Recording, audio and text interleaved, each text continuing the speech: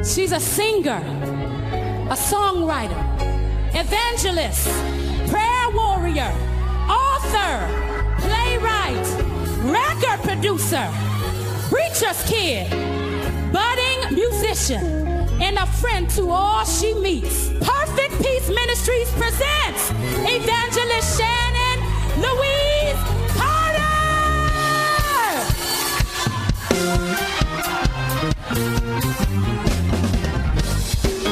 Good morning, radio listening audience. Thank you so much for joining us once again here at the radio broadcast for the Ephesus Ministries, where we are touching lives with the love of Christ.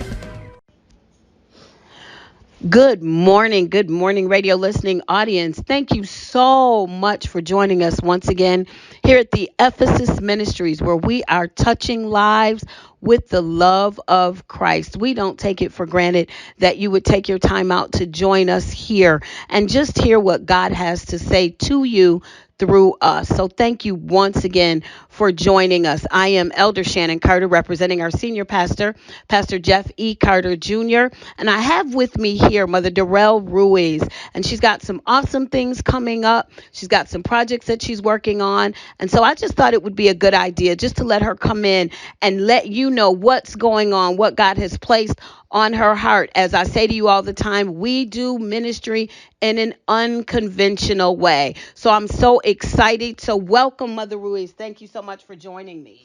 Welcome, everyone. Thank you. I am starting on the way a project called Beauty for Ashes, Oil of Joy. And a subsidiary of it will be Goodbye Her and Hello Me. And it's stemmed out of my life as a woman, as a single parent, and the things that women go through and the things that women suffer. And I know I'm not the only one. There's other ones. And you lose your identity on the way. And a lot of times we see people that we think are much better than we are.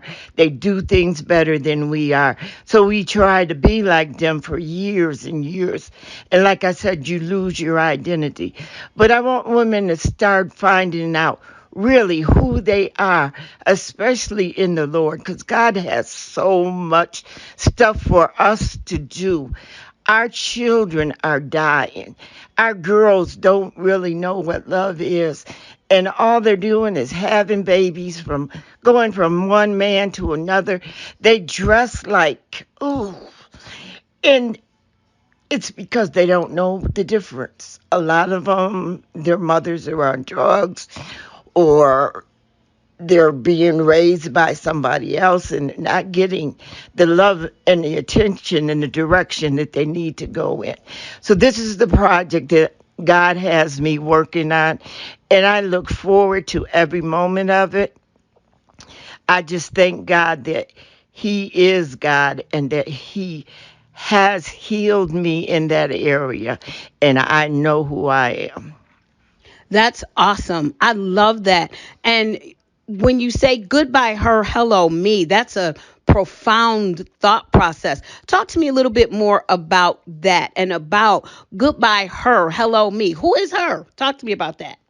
Her is the woman that we admired so much that we just took and patterned our life to be like her. And then somewhere down the line, we realized that's not really what or who we are. So we have to start getting to know ourselves, getting to know what we like, what we don't like, and learn that it's all right. You are fearfully and wonderfully made in God's image, and you are unique. And so you don't have to be like anybody else. You just have to learn who God made you to be. When I started on this journey, I would pray all the time, Lord, make me the person that you designed me to be. And He has, and I thank Him for it. So it's Goodbye Her, because there was many women I spent years trying to be like everybody else. And then God got me. And he let me recognize what was going on in my life. And so the her is the real me. I love that. So the me is the real me. Goodbye, her. Even saying goodbye to some of those, sometimes as women, we set unrealistic expectations for ourselves. And so I'm looking at somebody else and I'm setting maybe that expectation when really, to your point, that's not who God has called me to be. That's not what God has called me to do. So I love that. What are some things that you're going to be doing as a part of this project? What are some smaller cycles of the project that we can look forward to you doing and bringing this concept to life? Outreach and workshops catered to finding out just really who you are, finding out what you can do, and finding out that you are unique, because we don't know how unique we are until it's brought to our attention. And being unique is your own person, which you have to develop.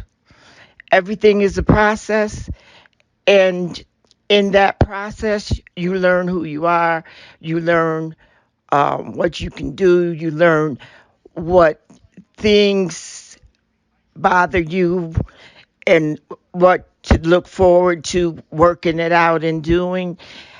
It, like I said, it was a long process, and it took many years for me of counseling and trying to figure out who I really was, and still trying to be her, because I just thought that that was a better person.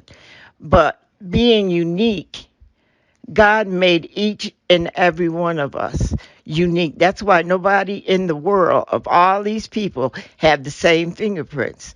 So if you don't have the same fingerprints, and you really know where your DNA coming from, because your DNA comes from God, you start patterning yourself after him. And we're going to be learning how to do all of that. I love that. You mentioned something earlier when you were talking about your target audience, and you said, and dealing with some of our young women, and then you said, even as a single parent, I myself am a single mother, and I'm noticing it's definitely something I tell people all the time. Unless you've been a single mother, you can't understand a single mother. You don't understand the mind, the thought process. Motherhood is universal, but unless you've been a single mother, you can't really understand the plight of a single mother. And there's a scripture in the Bible, I believe it's in Timothy, that talks about let the older women teach the young. So talk to us, even as a part of your projects and as a part of this, what are some things even that as single mothers they might, be looking forward to come out of this project that you're working on? Well, we're going to work on motherhood, period, because motherhood is a whole different, um, if I was to say, a whole project in itself, because I didn't have a mother to tell me what to expect. And a lot of times I thought my kids was crazy. And then I thought I was crazy. But then I found out that there is a time that you have to let them develop, but you have to teach them the things that they need to develop, because right now this world is in turmoil, and kids go to school and they face all kind of stuff, and then they come back home, and you're sitting there wondering, well, okay, what's wrong, what is going on?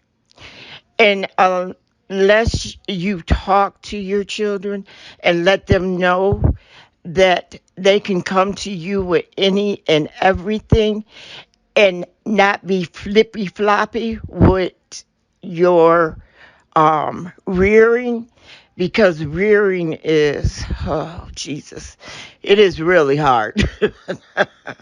And I thank God he took me through it with 4 kids, and on my way I learned. But I really thought at one time I was going to lose my mind, because I didn't have anybody to talk to but God.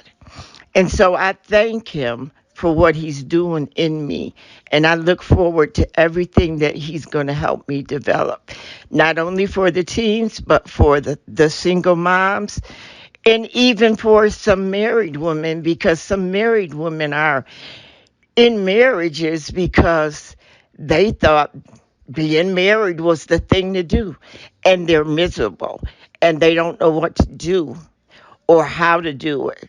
So those are some of the things that we will learn. We will also learn how to be a wife besides how to be a mother, and the things that we should do as women, because the things that some other people do, we're not stemmed that way.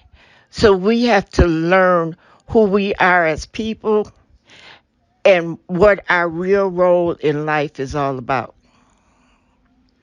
Awesome. Now I'm gonna tease you a little bit, and then this will probably take us out because you use the word. I know what it is. I know what it means because I grew up around quite a few. I come up, as I say, around the older saints, but I think we have some people in our audience. They don't have a clue what the word rearing means. Talk to me about that and give me a little bit of detail when you talk about rearing. What word are you talking about? I'm talking about raising your children. And I think that that's something that goes even to your point of that might even be, and you know me, I'm always throwing out ideas. Some things you might even want to deal with, or that you may deal with, is even that concept of generational gaps. Yes. And understanding I have a 13-year-old, and as much as I think I'm young and hip, there's such a gap there. I don't understand some of her terminology. She doesn't understand some of mine. And so even just communication as women, but communication mother to daughter, because if I use a word that you don't know what it means, then I can't be mad at you.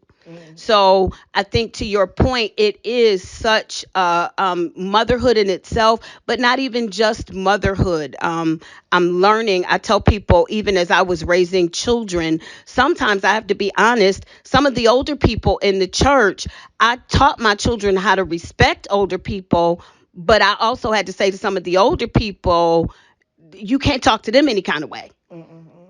And so I think we're definitely looking to open some really good shelves.